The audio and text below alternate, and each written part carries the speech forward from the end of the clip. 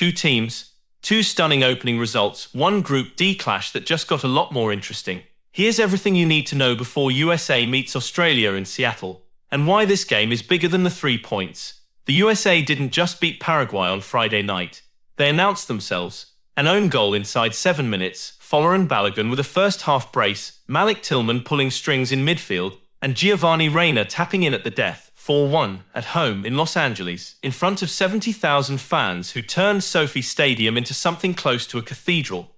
Pochettino's men meant business from the first whistle, and if anyone had any doubts about the USMNT's ambitions this summer, they don't anymore. Australia, meanwhile, were playing in Vancouver, where they quietly dismantled a Turkey side many had backed to top the group. Nestory Arankunda opened the scoring in the 26th minute, a composed finish from a 20-year-old born in a Tanzanian refugee camp, before Connor Metcalfe doubled the lead in the 74th to seal it, 2-0. Clean sheet. Turkey, for reference, hadn't been at a World Cup in 24 years and came in with players like Arda Güler and Hakan Çalhanoğlu. The bookmakers had them favoured. The Socceroos didn't care. Here's a fact that tells you everything about how football has evolved. USA and Australia have never met in a competitive fixture before this. Their head-to-head is almost exclusively friendlies. The Americans won 3-1 back in June 2010, and more recently edged a 2-1 friendly in Colorado in October 2025, with Haji Wright getting a brace that day.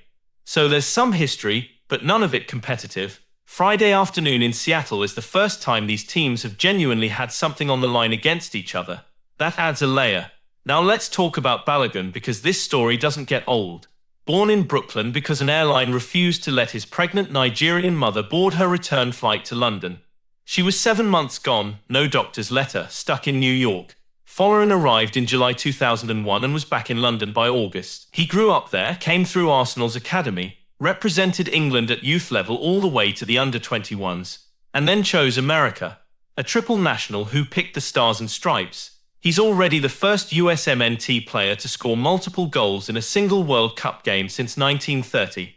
And he's done it in his very first World Cup match. His Nigerian roots, his London upbringing, his American passport. It's the kind of backstory the tournament was made for. On the other side, you've got a player who carries just as remarkable a story. Nestory Arankunda was born in a refugee camp in Tanzania, to Burundian parents who had fled civil war on foot. He arrived in Perth at 3 months old before his family eventually settled in Adelaide. He grew up playing barefoot football in public parks because his family couldn't afford club fees. He made his A-League debut at 15, moved to Bayern Munich, then Watford, and on Saturday night he became the youngest Australian ever to score at a FIFA World Cup, with a celebration that punched the corner flag in tribute to Tim Cahill. He's 20 years old. In terms of sheer talent, pace and potential, he may be the most exciting player on the Australian team sheet.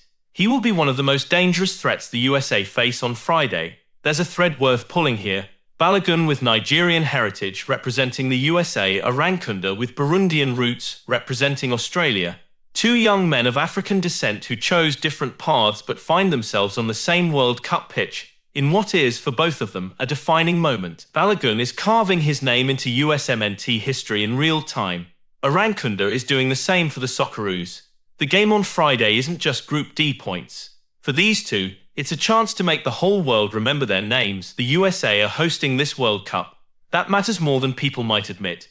In Los Angeles, they packed out Sophie Stadium and the crowd was electric from kickoff. Now they head to Seattle, Lumen Field, home of the Sounders, famously one of the loudest stadiums on the planet. It holds a Guinness World Record for crowd noise. The home support, the momentum from the Paraguay win, and the sense that this team genuinely believes it can go deep in this tournament, all of that will be in the air on Friday. USA are the clear favourites for 3 points, and they know it. Pochettino knows it. The players know it. Seattle will know it. Which brings us to the one shadow over the Ooz's perfect opening night. Christian Pulisic didn't come out for the second half against Paraguay. He'd been brilliant in the first, setting up the first goal with a pass that led to Bobbadier's own goal, squaring for Balogun's opener. And then he was gone. Pochettino later confirmed Pulisic had taken a kick in the first half that had already been aggravated in training. The manager said he could not walk at the interval. Pulisic himself, post-match, was cautiously optimistic. He said he just got a bit of a kick in the first half, that he was really hoping it was nothing, and that he would be there. Pochettino said he would hopefully be ready. That's far from confirmed.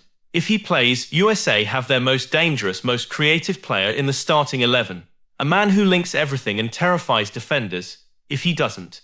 USA showed against Paraguay they can win without him, but they become a different, more predictable team. Australia's coach will have a game plan ready for either scenario. And so should you. Subscribe if you enjoyed this, it means a lot. You're welcome.